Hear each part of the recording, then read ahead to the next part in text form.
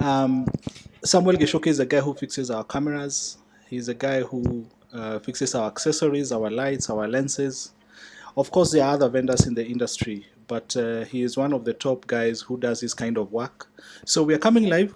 We are coming to you live from his workshop here on Kenyatta Avenue at Pioneer House. And today we want to talk about his life story, and he's going to fuse that information with what we should do to take care of our cameras, what we should do to ensure that why is it that you find your cameras have dust, have mold, they are malfunctioning, and what should you do to elongate the life of your cameras? So we are really glad, and without going into much information, Keshoke unaendeleaje?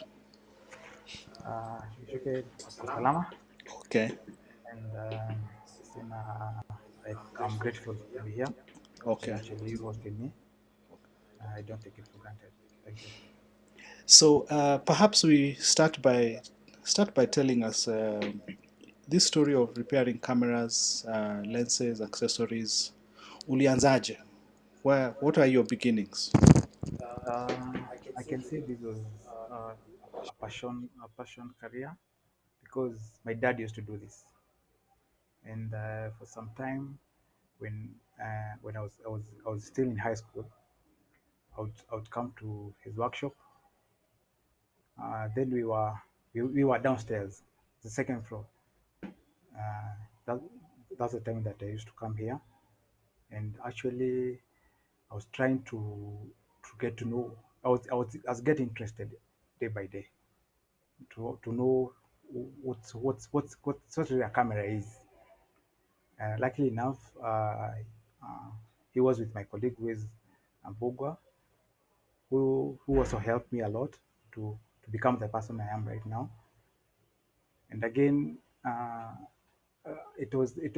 can say it has been a very good journey because I remember we started with the the the, the analog cameras, which is Nikon F3, FM2s, and Canon AE1s. As for videos, we were doing M7 and M9s. We're talking about maybe like 18 years ago, because that's the time that I actually came here, 2003. Though I was still doing it when I was still in school, because I used to do some few cameras at school when the students have their point and shoot cameras. I used to repair for them. So for me, I can say it's passion driven career because it's something that I started when I was very young, and since then I've never done anything else. Because I remember, I can say I was lucky because when I got out of school, the last day I actually got out of school, the following day I was here and I was starting working, because my my my my colleague was still training me how to do it. So I can say it has been a journey. It has up and downs, but so far so good. Yes.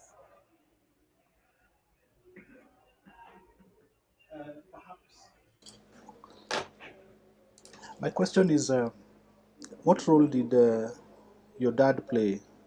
What role did he play in terms of guiding, mentoring, and fanning this passion? Ndio, yani wakati ulikuwa mnakaa naye, what was his role? I can say my dad has really played a great role uh, uh, for me in this career because I remember when he used to come with cameras at home, and at times I even spoiled some when I was trying to even understand what he's doing. And uh, I know it's not an everyday thing that you find a dad wants to let you do whatever he does. So he told me that now I see that you really interested in doing all that I'm doing. So akaniambia itabidi sasa tukuje na wewe na mimi I introduce to whatever I do for you to see whether your interest is, because and again, this job, it needs a lot of patience. If you're not patient, this one you can't hack. So it needs a lot of patience, which I at times I almost ran away, because it was, you come here, you can even go 2 days without without fixing a camera. So it needs a lot of patience for you to be able to know that, to actually diagnose where the problem is. And he actually saw that in me. He believed in me, and he told me that I can see you can do it. So that's how it started. And I'm so grateful to him, because right now I am where I am because of him. Okay. I wanted to explain why this job needs patience. What is that critical thing that makes you say that it needs patience? That is new to me, and I'm sure to the people who are watching.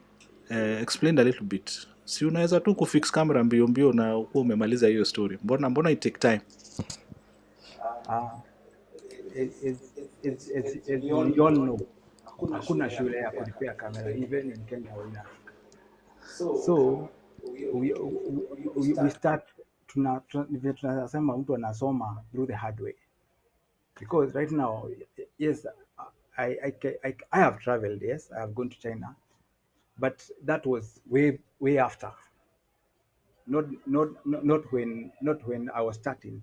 So when someone is learning, like now the way we have a trainee with us, you find that you actually tell him, fix this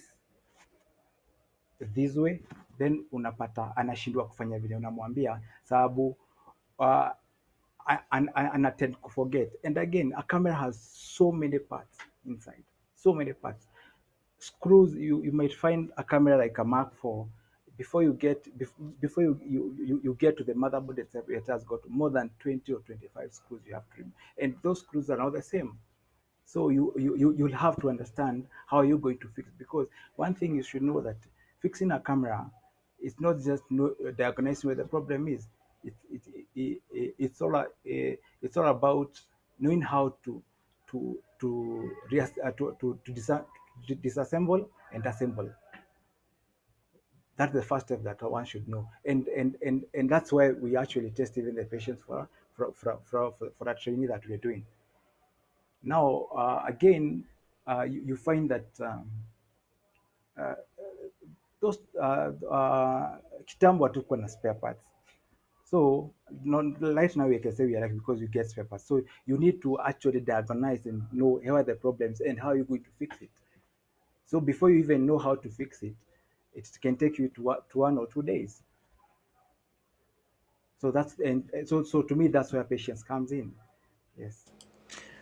So, Cam Solutions Kenya. Yes. Hii biz sasa biz yenyewe sasa hii yako. Wacha those days when you're doing with your dad. Ulianzaje? How has it been? How has the journey been? Mpaka now 2021 that we're here. Okay, I can say it hasn't been easy because of one thing. Uh, the advancement of the technology, and technology is changing every day. You actually find that today you have, for example, you have a Canon Mark III. Then after a few months, you have a Canon Mark IV. Then before you actually even know about Canon Mark IV, there is a USR. So it actually not giving you time to understand even a camera. We can say it's a bit challenging, but uh, we are grateful because we have the experience, which is actually guiding us, because you can imagine changing from analog to fully digital. And so, but we keep reading online, and as I mentioned earlier, me traveling, it has really helped me a lot, because I go and actually get to see how other people are doing it. Yes.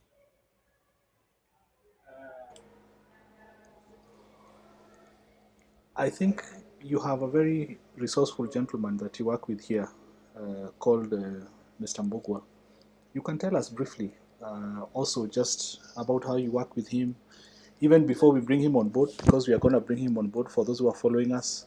How do you work? What are some of the things that he does? And then he will tell us more when we bring him here. Okay. What I can say about Benjo is that he's an amazing guy because I actually find it good because one, he's older than me, way older, so he advises me a lot. Where I'm going wrong, he tells me that you're not supposed to be doing this. And again, he's an open. He's so open to you. He can tell you anything. Whenever you're doing something wrong, he just tell you this is not supposed to be done like that. Again, he respects me as the way I'm younger than I'm younger. He still respects me a lot. He asks me questions. I ask him questions where I don't understand, where he doesn't understand. So we have created that bond that is very helpful in this business because if you are two guys and you're not you don't have a bond, there's no way that you can actually make a company or make a workshop stand. It can stand because a customer would come and he just want to show he is better than me, but he has never done that, and he's the one who has trained me all through. So I respect him so much, and I believe we are going far because even some customers do come and ask us, yani nyinyi bado mko pamoja? They actually don't even believe that because over 15 years being together, it's not something that you can just let it go like that. So, do you just fix cameras, or what kind of things do you guys fix? Tell us a little bit. I can see some samples next to you there. So tell us exactly what do you fix, what do you do, what do you repair, what do you check and clean. uh, I think hapa ndipo unasemanga pigia bizi yako debe, you know. Unajua hata mi leo ndio nimejua una fix drones, so Yeah, yeah. tuambie hiyo story. Okay. I can say we fix all types of cameras. That is from Sony, JVC, Panasonic, Canon, all types, and the accessories. The accessories being the lenses, the flashes, the lights, the strobes. The only thing that we don't fix is the tripod and the light stands because when they break, and the umbrellas and all. Uh, we, we, we have been doing that for some time now, and we can say at times you even hear people say that it's good you're doing a good job, but here and here you're supposed to change. And you just don't take it negatively, you take it very, very positively because you know if you're not criticized, then you're doing nothing. So about cameras, we have really tried to sort some here that that we understand. What we know about cameras is one thing. Uh, a camera doesn't just break. Something has to happen for it to break, unless it's tearing wear, which in our case we can say it's just from 10% of what we get here. So what happens to the other 90%? 90% we can say it's just 10% of it. It's maybe accident. A camera falls down, ama inaanguka kwa maji, vitu kama hizo. Again, now the 80% that I really want to talk about, not that I assume that the user who is now you uh, breaks the camera because the user has to break the camera. 80% of the cameras that we get, they have to be broken by the person who is using the camera. And that's why I think we have been saying that you break and we fix because we believe you, the user, you are the one who breaks. We are not really saying that the camera doesn't break. So you find that if like the body, when I say body, I mean the body covers and the rubbers themselves. You find that we just let them uh, zikuwe zinachomwa na jua. Zikichomwa na jua, they do expand.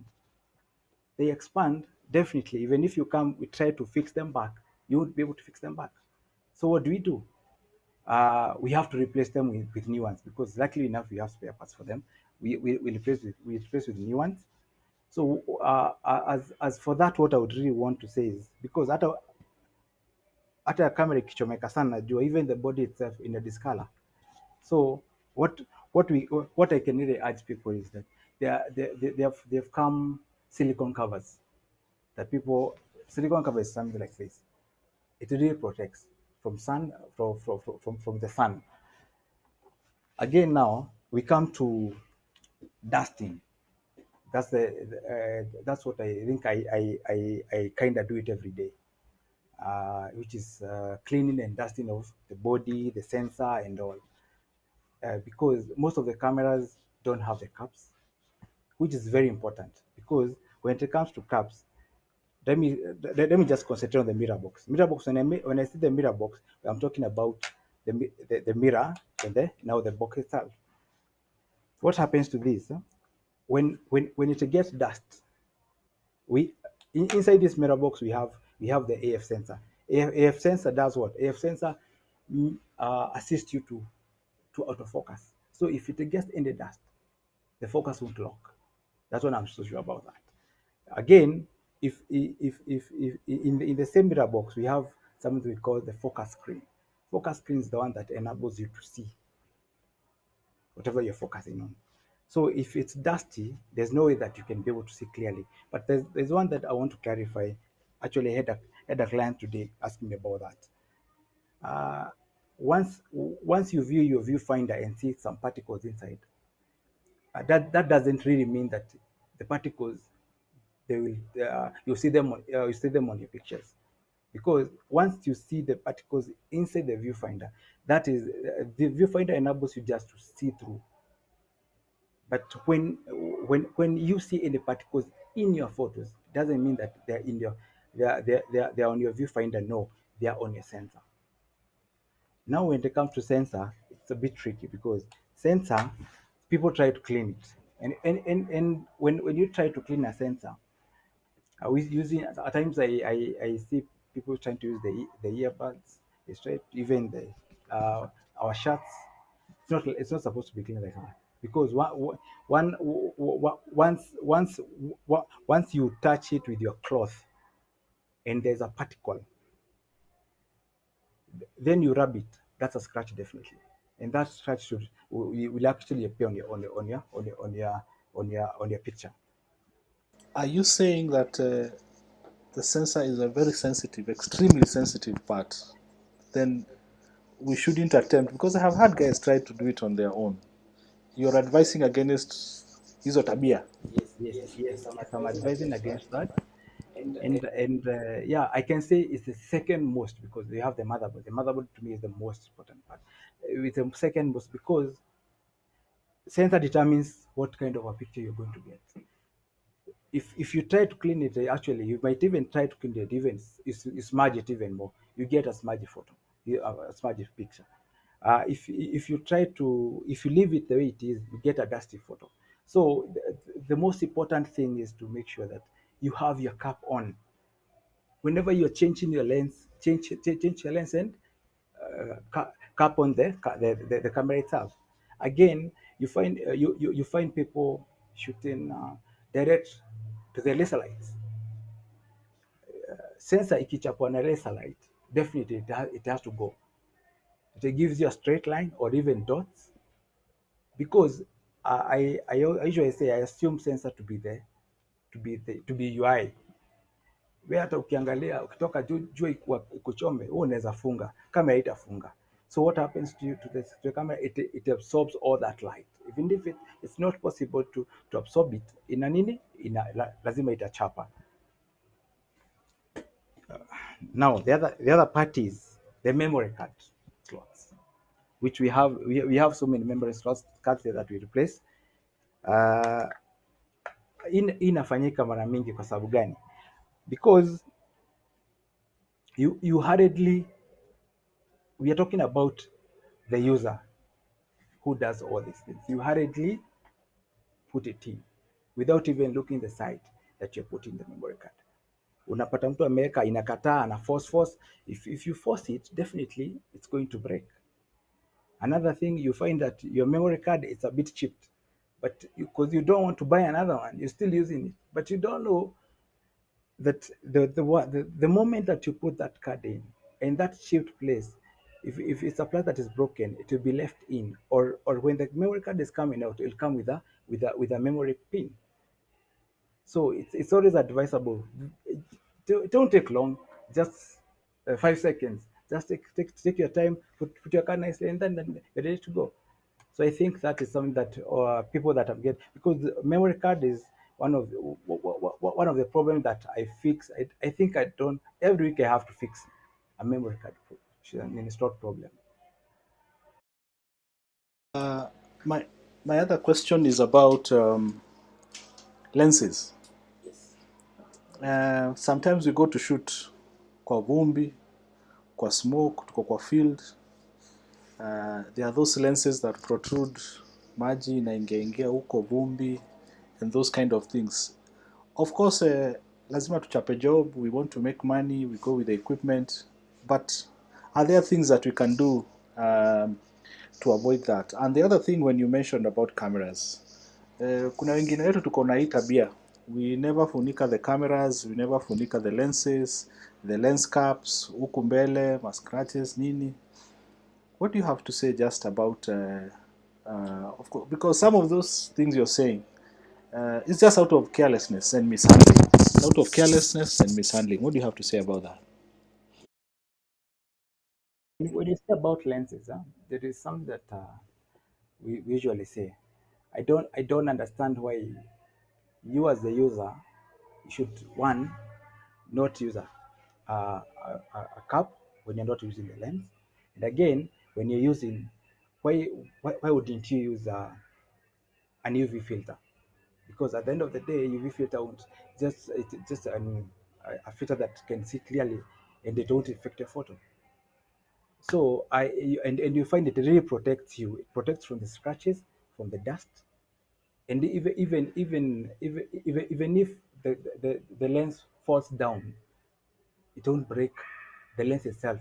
And let me be honest, lens glasses are very expensive. So when it breaks, itaingia kwa mfuko sana, itaingia kwa mfuko. So it's always good to consider that. Again, we have like fungus. You find that it's because one, we don't really want to clean our gear tukitoka job.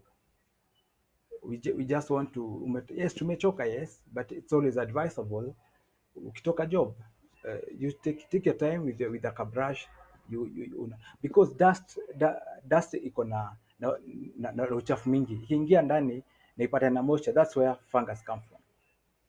And fungus grows, ikigrow itaendelea ikigrow na kuna mayezi toka ikisha ikula kioo. There are times that inaingia katikati ya kioo, ikishaingia katikati ya kioo, there's no way that you're going to be able to clean it.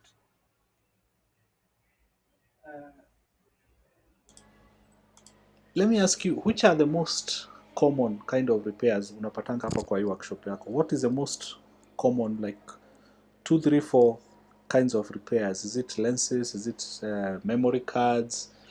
Is it which ones do you get most? Of late, we've been getting the lens errors. You get the communication between the camera and lens, the error 01, which usually that means, I get to understand customer anakuja na kuuliza hiyo camera sio contact. You see, when you say your contact, you even to convince that customer is not because the camera is saying that it's the communication between, but now it's not really the body itself. It's the it's a lens that maybe the aperture is faulty, maybe the aperture cable is faulty. So what we do, because we have the parts here, we do replace the cables, we do replace the aperture unit. And if you don't have at the moment that you're bringing in the camera, in the lens, it just takes us 10 to 14 days to get those parts here. So it definitely it will have to work even if there's focus errors. Unapata lens imeanguka, definitely lens ikianguka ita move, ikimove unapata kuna mali haijakaa vizuri, it's not well aligned, so even you won't get your focus as you're supposed to get it. Again, what I do, as you said, memory card you need every time, because I think again people are using, wanapenda kutumia adapters. I really discourage adapters. I know they like it because unatoa the micro SD unaweka kwa nini kwa simu, and you do whatever you're going to do. But I read because adapters they are made to be very weak than the normal cards. Kwa hivyo ukiweka pale kuvunjika kwake inakuanga very rare. It's sharp. So it's advisable for us to go to the right to go for the right cards, for us not to have those small problems. As much as niko biashara, kuna vitu zingine unaangalia pia unahurumia customer juu vitu zingine they're not supposed to be happening as you just watch. Mirrorless cameras. Mirrorless cameras, I think they are very sensitive.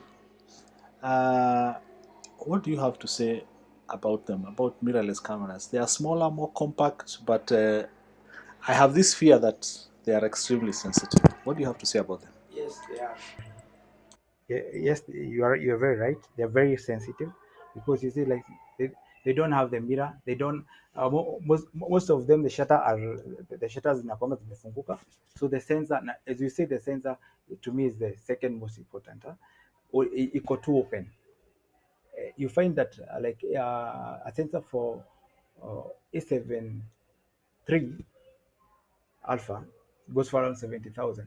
So you can understand, you can actually see what we are really trying to play with here. You see hiyo si kitu ya kucheza nayo. So a cup is very important. It's the smallest thing but it's very cheap but it's very important because unapata mtu anaenda kupanguza by the way, mirrorless cameras hizo ndio nazo zinakuwa shida ya sensor sana sana, because unapata it's easy to clean ukijiambia wewe, it's very sababu unafungua tu hapo fanya hivi, but unapata there is always a way to clean a sensor. Even if unachukua huwezi anza kuchukua nini kitambaa uanze kupanguza, you're supposed to blow fast. When you blow it, kama kuna kapatiko kalikuwa kameshikilia pale kata move, then you panguza mali imeacha that. But now what unachukua kitambaa unapanguza tu, na hiyo particle venye nimesema it a scratch definitely, ama unapata whatever una use iko na it's oily.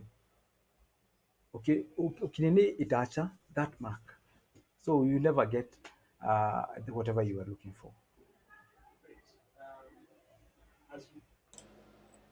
As we get to the last part, so that we can bring in Mbogwa to talk to us a little bit, and then you come to respond to questions. I can see they're already coming in. Drone. Sasa drone, watu wanaanza kuleta drone, wanataka kufiksiwa nini? Ni magimbal, ni mabatteries. Unajua drone zinaanguka sana. What are you mostly fixing now that drones are? The gimbals, yeah, this one sababu hii ikishafika chini, hii ikivunjika inavunjikanga, because you find that the motherboards they rarely get spoiled. uh, because but now the gimbals, the camera, the cable, because the cable itashinda ikimove, unajua kuna movement so unapata yeah, it's quite sensitive. Ikimove ikishinda kufanya, kwa hivyo ikatika haraka, so hiyo tunabadilisha cable sana, na pia the camera itself na the arms also zinavunjika sana sana. At times it's a bit tricky because even to get the parts inakuwa ngumu kidogo, but kuna zinapatikananga.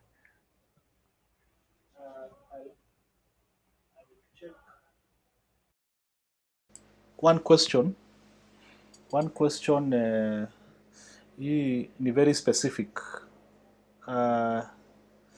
Do you fix Tamron lenses? Yes, we do. We do fix all lenses, all of them, as long as it's an accessory for a camera. We even fix the Samyangs. We fix everything. as long as ni kitu ya let me specify this kila kitu inawezekana, just that what happens is right now it's not like zile kamera tulikuwa za kitambo ama lenzi zilikuwa chuma. Unapata either the lens imetengenezwa na cast or plastic, so inavunjika. So if there's availability of that part that is needed, you just change it, of which that's what we, hiyo ndo tunaendelea bado kusource even more parts for our customers, because like now you find like we have a challenge with black magic. Unapata black magic ikiharibika, yes, you're able to diagnose where the problem is, but at the end of the day hautaweza kuirekebisha. Kwa sababu gani? Hakuna parts, you don't get the parts. No, they are not available. You even try to source from Australia where they come from, but bado inakuwa ni ngumu kidogo kwetu. We have tried to send them to Dubai, zinakaa tunarudishiwa, so unrepaired, so it's a bit tricky for those things. Again, there's another thing I want, there's a question that nashinanga nikiulizwa na watu about shut accounts. Wanizanga now, because now shut account shut account yangu karibu kuisha, what do I do? Me, I simply answer that you should not really worry about the shut account, because one thing, shut account means what is shut account, to be precise? What is shut account? Shut account ni the number of shots that you're making. So to me, you should make sure that every shot you're making counts. Don't just make unnecessary shots, because venye tunachapa inaendelea kukula mechanism yako, shutter mechanism. And again, shutter count doesn't, to me what I understand is shutter count doesn't interfere with your quality, because we are talking about the shutter unit. This is shutter unit. Venye inagonga hii, venye inachapa chapa the shutter themselves. Yes, the shutter nayo kuna the shutter unit, this is shutter unit, na kuna blades. Sasa sanye tunaongea story, the blades are here, hii ndo zinafunguka, zikifunga saa zingine zikienda sana, kama hii venye imekatika, unapata sasa venye inachapa haraka haraka, ama venye inachapa picha mingi, inaendelea ikiwa weak, ama the motors fail. Unaona? So to me about shutter count, one should really make every shot count. Don't just take your camera and just continue doing your shots there.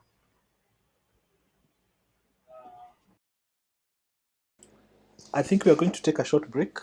Those who are following us, asanteni sana. Michelle Odhiambo, tunakuona huko. Just before the break, Gichuki, I just want to acknowledge those who are following online. We have also a few people who have been with us. I can see Calebian on Facebook, Calebian with a Q. Calebian anasema Sam is a great fixer, he has sorted me out a lot. Anthony Kigondu, asante sana. Anthony Kigondu is saying my go-to guy when I need my camera serviced or repaired. Then we have somebody with a very difficult name, Birju Barot. Alikuwa anauliza kama you fix Tamron lenses, and I think you have answered that. When we come back, you will answer Robert Luther, who is asking, ama uanze tu sahi, C1301 error on a Sony. Sijui kama hiyo unaijua, offhead card slot. Hiyo ni story ya card slot 13 then colon 01 on a Sony. What does that mean? I don't know if you know that offhead. 1301, if it's a mirrorless camera, I'm suspecting, I'm just thinking it must be the shutter unit has got a problem. Yes, 1301, yeah. Ladies and gentlemen who are following us, let's take a short break. We want to bring in Mr. Mbogwa, who is a colleague has been working for the longest time with Gichuki, I think from the days of his dad, right? Yes, so that he can also give us some of his comments, and then Gichuki will come back so that we can wrap up. I can see your questions, Michelle Odhiambo, about charges, etc., etc.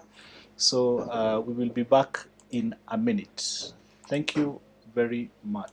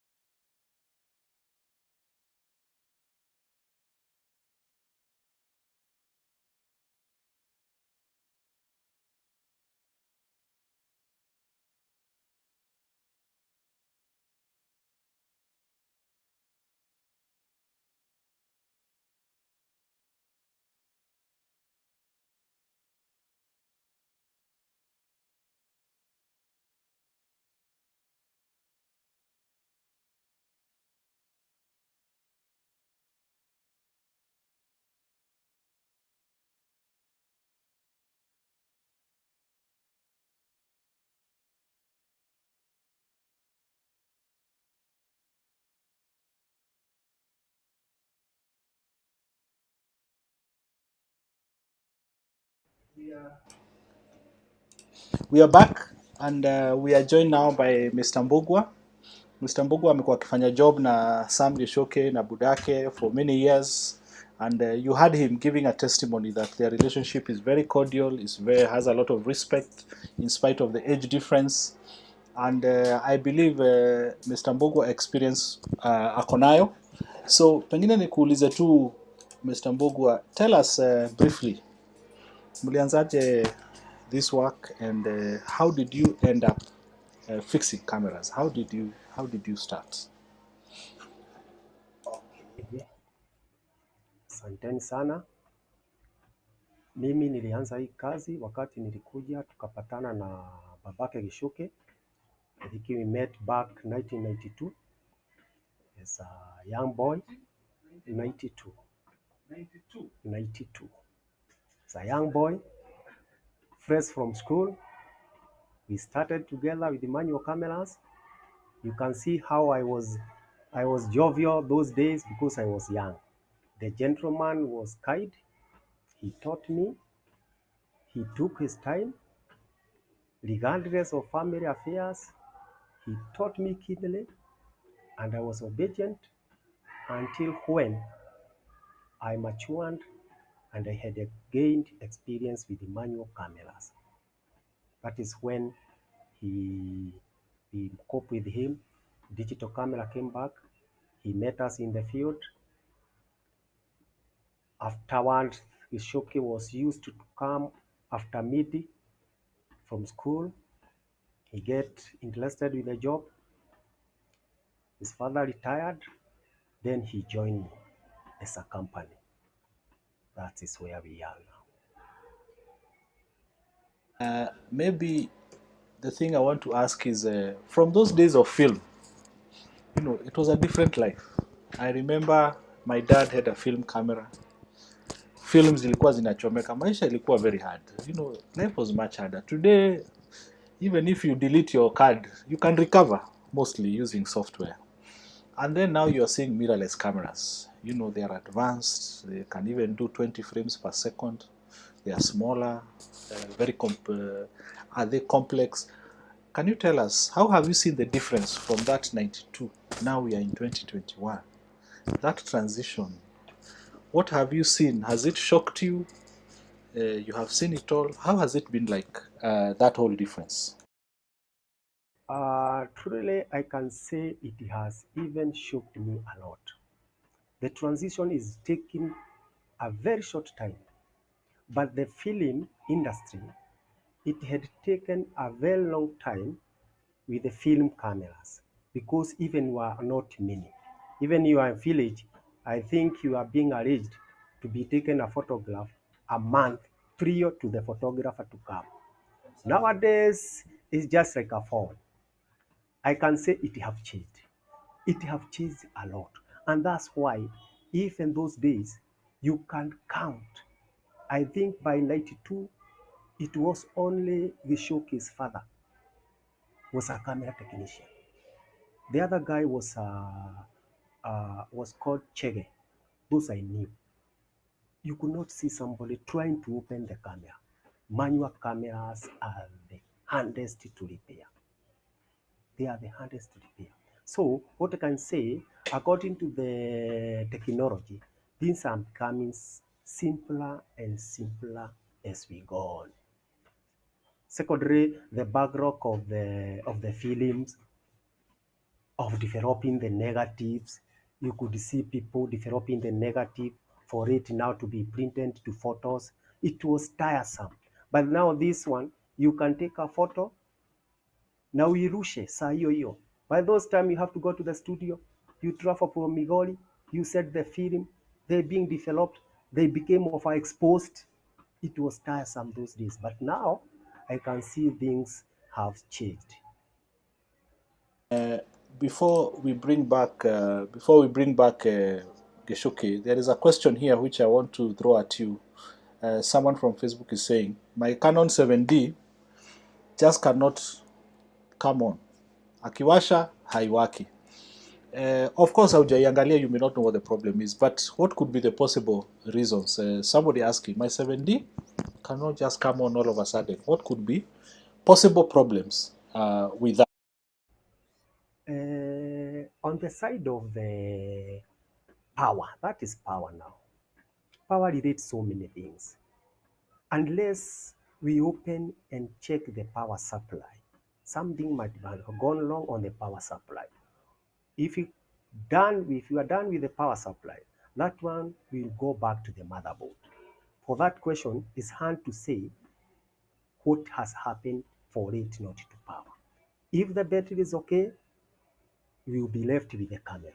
And to trace the power, we have all the avenues we use to check where the power is not getting to the motherboard. For that one, needs to be opened and checked. This one is a bit hard. Lakini, I'm sure you know, out of your years of experience, um, one of the challenges we have is people don't trust fundis. Na nataka kutumia hiyo jina juu watu wanasema fundi wa kamera, wewe ni fundi wa kamera, and people don't trust you. Unanirusha, unanidanganya. Unajua kitambo, when people used to say, wale mafundi wa redio wanasema AC imechomeka, kila AC. This is an opportunity for you. Help us understand that the misconception we misunderstand you. Sometimes we have to ship in parts, you have to buy those parts you've shown us there. Sometimes somebody thinks you're not honest. Jitete, help us understand so that moving forward, people stop just saying, no, I don't know if you can trust these people, so that we also understand the kind of work and how complicated sometimes it gets. For those years I had been in this industry, surely I have already been challenged in many ways. As I have said before, you could not get a camera technician. So I have been in this way all along way, trust in repair before it wasn't there. Because the cameras we used to repair, we used to rely with the old ones because there's nowhere you can source the part. So you can get a camera here, you are sure it will work according to your experience. But once you open it, technically, you get what you have told the customer. It's not the same. It's not the thing which has made that camera not to click. Now to come to the customer and you tell him the real thing. he'll tell you, you have lied me. And the customer once he bring his things and you have not opened, you tell him or her whether it will work or not and how much it will cost. But because you are in business, you are just tell her it will work surely. But when you get inside of it, what you had been expecting, it is not the one. Particularly with the film cameras. Nowadays, you can diagnose even you can have a know-how. If the power supply, you will change the power supply like that 170. If you go to the motherboard, so surely if the customer have money, that camera have to work. But yesteryears, it was difficult because we didn't have the camera. We didn't have a source where you can go and buy a part. We relied on kamera imejam, umefungua shutter. Na nikuambie kitu moja, we used to repair one camera even 1 week. Even if you had be in this field in 98, 97, if you used to go to a camera workshop, you always hear food creaking. Before he gives up that camera, he have created more than even 1,000 times because even him, he is not sure because some of the things are they have worn out and you don't have the party to change. That's you unaipebeleza ifanye. It was hand. But nowadays labda food ya kudanganya. People have YouTube online. If you say it's a crop sensor like this one, you have to tell him it will take 10 days and you have it here. Nowadays, repair, I can't say is not challenging at all. Unless you get those who are chipping in, they don't know, they are just trying. And we don't blame customers because we have not established ourselves somebody to know the genuine technician. You just enjoy a kibao camera technician, you get in. You get in and you deliver your camera there. You leave your camera there. But the person you have left it with, you don't know. You don't know his history. So if that guy messes with your camera and you see Gichuki saying he can repair a camera, he will relate you to that guy. That's why you see fundi anaambiwa is a con man, is not trustworthy, is not honest. Even sometimes somebody can bring camera here, he say, no, don't leave to that guy. Before he know you, you will have been messed up. Even here, Gichuki can clarify, we always get reversals. Camera has been tampered. Like me, the cameras I always repair, it's a second hand. It's a camera which has come from another person. After somebody has been messed by them, that is when they go to higher level. That is when they come and so and come to us. We don't even desperate them. We normally repair for them and we tell them next time you have seen us where we are.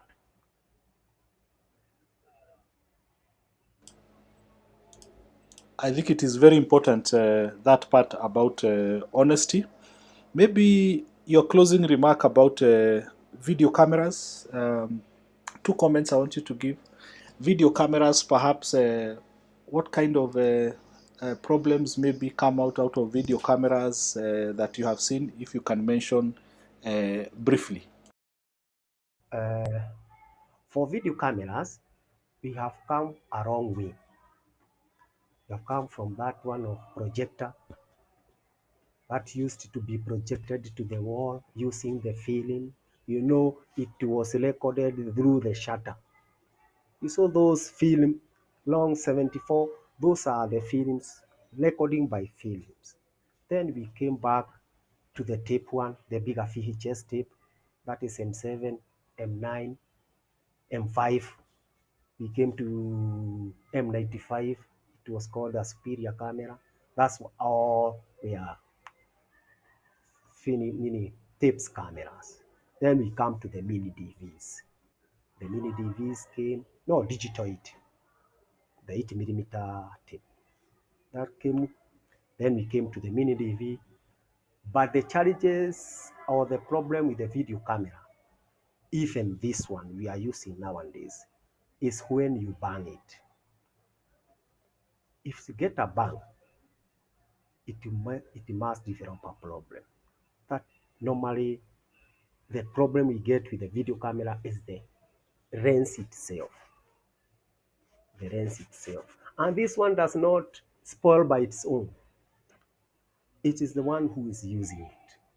When you carry the video camera with a battery, you are risking it 90% because already the lens, the CCD is already powered. It does not need you to switch on the camera. You switch on the camera, you see the screen, it has come on. But all along you had been with it, traveling with it with the battery. Already the system is powered. The lens, we are talking the lens system. And if you bang it, it will spoil the focusing unit of your camera. That is when it will bring the error there. 3260, 6210, 6220. We normally know them. When you come here with that, we know what you have done with it. But the other part of it, because now you are not using the tape. Before the tape was one which was a problem because of the mechanism of it. The mini DV compartment tape. That was one we used to repair because you have to put the tape, you eject the tape. That mechanism was the one we were dealing with before. But now we are using the memory cards. Throat for video cameras is not common to get spoiled because those cards of SX, they, they get into the compartment very smoothly. So the compartment of the slot card for the camera, video camera, no, but lens, that is the main problem. Secondary, the thing we have noticed about 3 years ago is how people are getting their audio, external audio to the camera. You put the jack to the camera and you fix it to the mixer. Already, when you are plugging it out of the camera, you don't switch the camera. You just plug it. The socket you see, XL, is powered. And once the short occurs from the input of the sound, that camera cannot be repaired because the protective measure of the power is on the side of the battery. That side, the one who scans the camera does not expect you to insert, to disturb power inside the XLR. Like somebody put you power, maji kwa masikio. Huwezi toa hiyo maji, utakufa.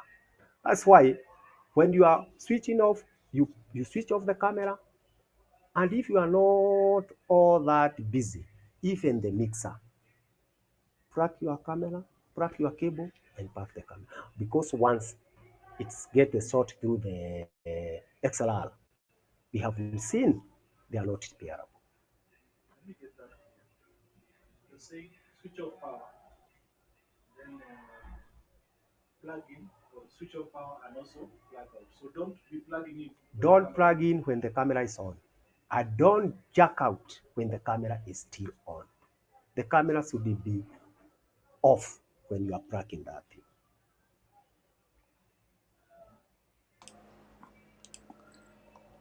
Last question about before we bring in back Geshoke.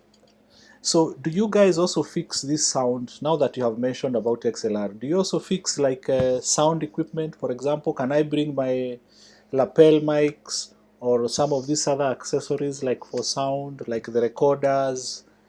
If they are fixable, we can also bring them to you? Yes, we do fix lapels. We do fix the microphones, boom mic, all those accessories of the sound, unless the mixer. Let's say, but it's something connected with the camera, we do repair. Even if it's sound selector, we do repair them. Thank you very much. Thank you very much, Mr. Mbogwa. That was very insightful. I'm still coming to terms with 1992. I want to ask some people who are in this room helping us behind the scenes where they were in 1992, but I will not mention any names. So, our dear audience, asante sana. We want to bring in Geshoke so that he can take us through the last 10 minutes or so, answer a few questions from the audience, and then we will be able to wrap up. So, Mr. Mbogwa, asante sana. Thank you very much.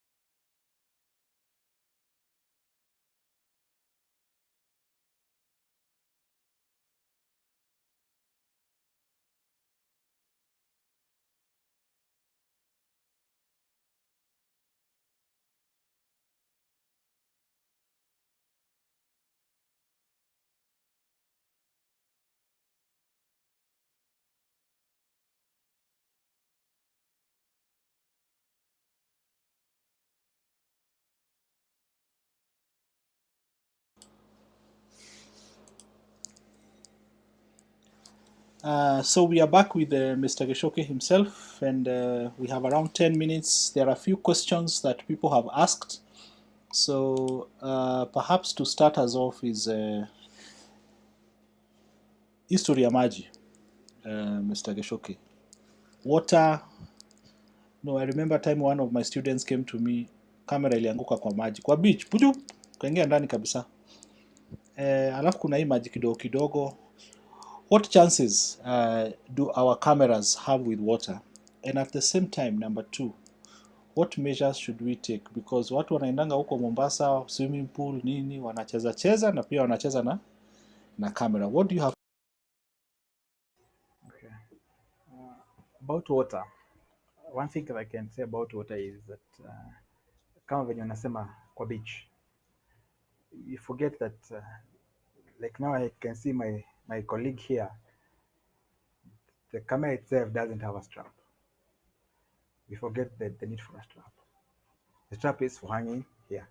So even if you're doing something, your camera haitaanguka because already tumeihang hapa. Again, you find that people you carry in your bag, in your camera bag you put a bottle of water. Hiyo bottle ya water itaanza kumwagika, itaanza kumwagia kamera. And to be honest, maji ndo inauanga kamera sana, because chances of it surviving about 70 to 30, because 70 being that haitaamka. One, maji inakuanga very corrosive. Ikishaingia kwa the motherboard, it just needs hours. So the latest that you can bring for your camera for cleaning, for us to actually clean and dry it up, it should be maybe an hour. I mean, sorry, and a day, after a day. But if you come after 2 days, definitely you find that hiyo maji imekula kioo, imekula sensors. It's very corrosive kama ilikuwa mingi. Kuna yenye tunasema ni kidogo, unapata maybe tunaenda kushoot kwa mvua without camera jackets, which is still our fault. Unaenda unataka, you still want that very unique shot, but unaona hiyo lazima na mariko kuna unapata mingi zake zinakuwa zimepata hapa juu. Unapata hiyo unakuja, you might even need to change the top, or where the hiyo maji iko. Kuna zile zinaamka the 30%, but kamera ya kuwa immersed kuingia kwa maji itolewe, that is next to impossible. It can't work. But hiyo ya kidogo kidogo, hizo zinaamka, because zinaamka like yesterday kuna watu tuliamsha. It has got chances. Let's shift gears now to pricing. People have asked how much do you charge. So tell us, and I must give the disclaimer on your behalf that there are no guarantees, terms and conditions apply to this pricing, because the problems vary, isn't it? They vary. So, but tell us, fixing, memory card slots, different kinds of sensors, lenses, na hata unaweza tumia hizo ziko hapo. What are some of the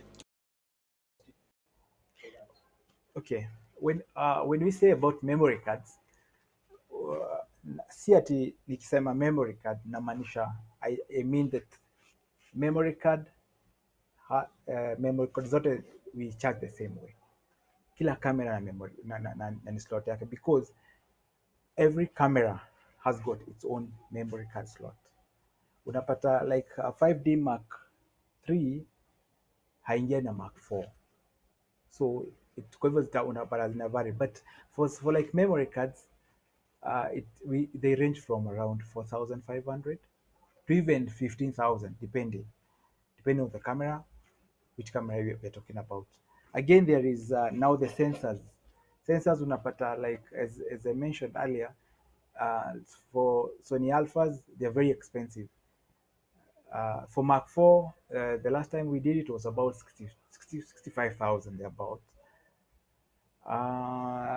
For like for shutter, for like, because I by the 750, so many people ask about the shutter because of the shutter count and all. Hii tunaweka na kitu around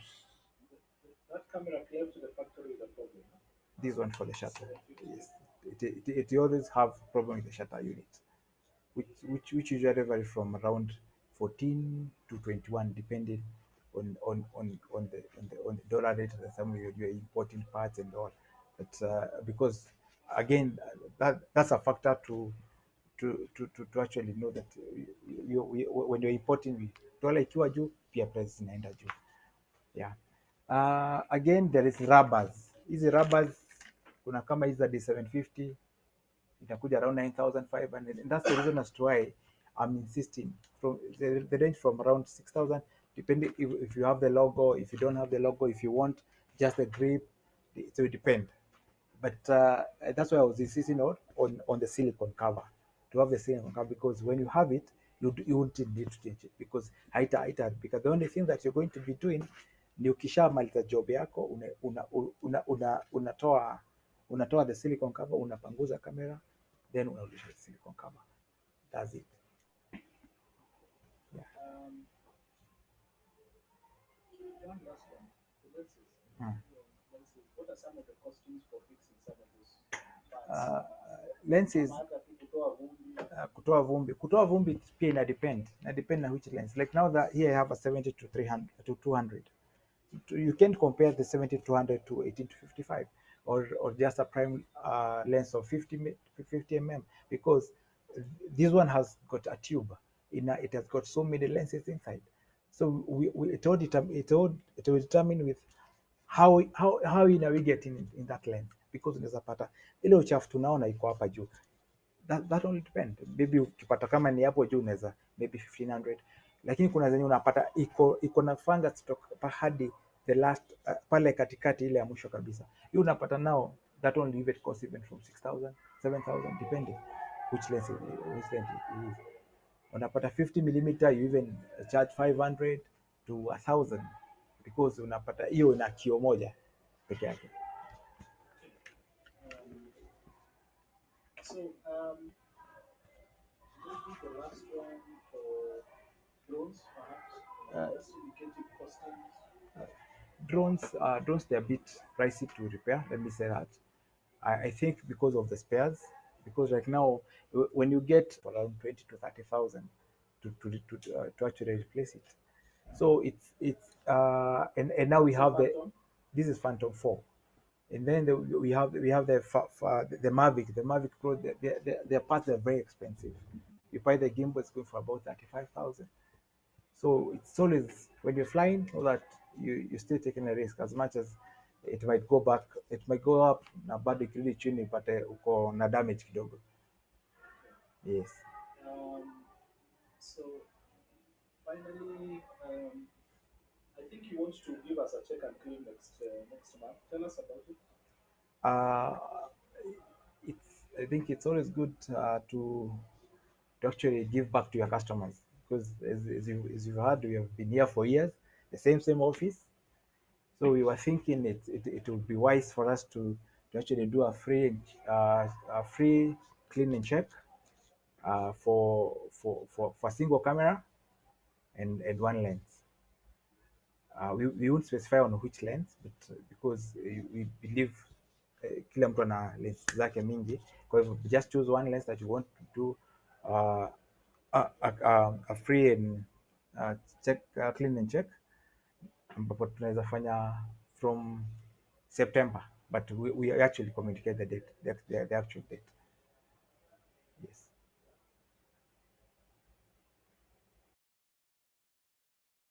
We've come to the end of this session. Just before you give your closing remarks, which I will do in a minute, before you give your closing remarks, we just want to appreciate the people who have been with us all along. Michelle Odhiambo, leo umekuwa very dedicated. We appreciate. We also have, let me see, we have Robert Luther, we have Kevin Odinga. Kevin Odinga, please bring your 7D. Bring your 7D to Gichuki and Bogwa. Let them look at it, because they cannot diagnose it online. Camera Citizen from Nakuru, asante sana. You have been an ardent follower of Kenya Photo Week. Peter Oyamo, umefurahia sana Mbogwa kuwa hapa kwa show, and you said you are following from the east. I hope I know where the east is. We also had Caliban, we had Boloi Joseph, we had Samia Kamali. Kama tungekuwa na prize ya Kenya Photo Week ingekuwa yako, and I think you've been following us from Tanzania. And Malcolm, see you, Erastus Osino, Bonfas Otieno, Kiptum Arap Limo, Harriet, Eric Pamba, Poet Pitstar, many other guys who have been following at different moments. Asanteni sana. This was the last session. So, Gichuki, do you have any haya? Alex Olegakonya, Maten here following from Australia. Salamia Mbogwa, unajua Alex Olegatonya ama Maten? Anasema he's following from Australia. So your closing. First, I would like to thank our customers for supporting us. They are immensely. They have supported us very well. I know No one is perfect. There are things that some maybe we did earlier that they actually didn't make you happy, but tunasema sasa mambo inabadilika na kama kuna kitu tufanya mbaya, that is but we are really grateful. We have so much has changed.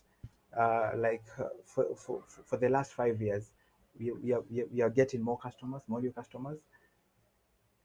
And one thing I want to say, kuna hii narrative that always goes around about fundi mzuri tu ni kinyozi.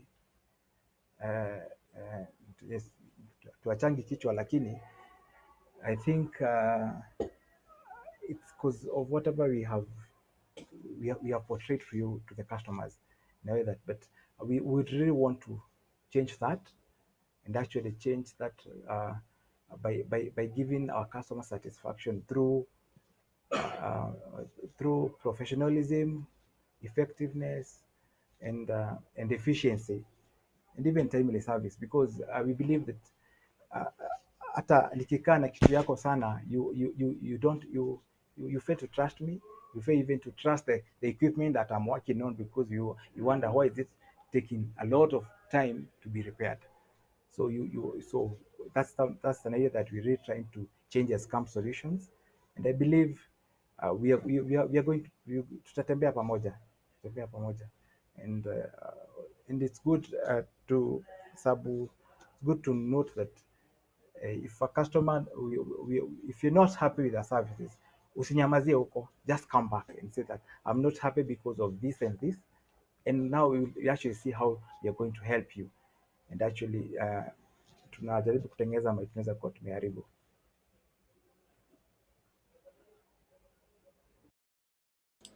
Sambamba. Thank you very much, Geshoke. Thank you to all those who have been following Kenya Photo Week. Also, although he's already left, Mbogwa, asante sana for taking your time on a Saturday afternoon to be here with us. And for all those who have been faithfully following the activities of Kenya Photo Week, and also the team that we have here, Patrick, Max, and the rest who have been supporting us from the office, the PAK office. We are truly grateful, Geshoki, asante sana, and we will discuss further on that partnership for Check and Clean, so that it can be done in partnership with PAK, and so that even our members can also just get to understand and meet with you and interact. And I can say, as a testimony, that I have brought a number of equipment here. I think you have fixed my 5D's card slot, which is when I learned about hizo pins zilikuwa zimevunjika, but you force the card inside and it messed the card slot for the 5D. I have brought a number of lenses and you've been able to fix. And just yesterday we picked the 5D that you are cleaning with the 24 to 70. You fixed the sensor for my friend, ile ilikuwa imechapwa na laser kifanya events, and you fixed it and now it's working. Of course it was costly like you said, but that's the sensor. It's the most, or perhaps the most important with the motherboard. So photographers, thank you very much. We come to the end of Kenya Photo Week. We are grateful that you could take time even on a Saturday. Najua hatukuwa na watu wengi sababu watu wako job. Saturday is a busy day for us, but we hope that more people will come and be able to watch the videos and learn. Thank you very much. We are out of here. This has been we've been here at Sam Geshoki's workshop, lakini tuko distant kwa sababu ya COVID na mnaona hatujavaa mask, na juu kuna mtu bado ana type saa hii. Wacha nisome hiyo ya mwisho. Peter Oyamo, good job guys. Have now Mbogwa and Sam for over 10 years, and they have been consistent with that business over the years. Keep it up guys. So asante sana Geshoki. Thank you very much. Yes.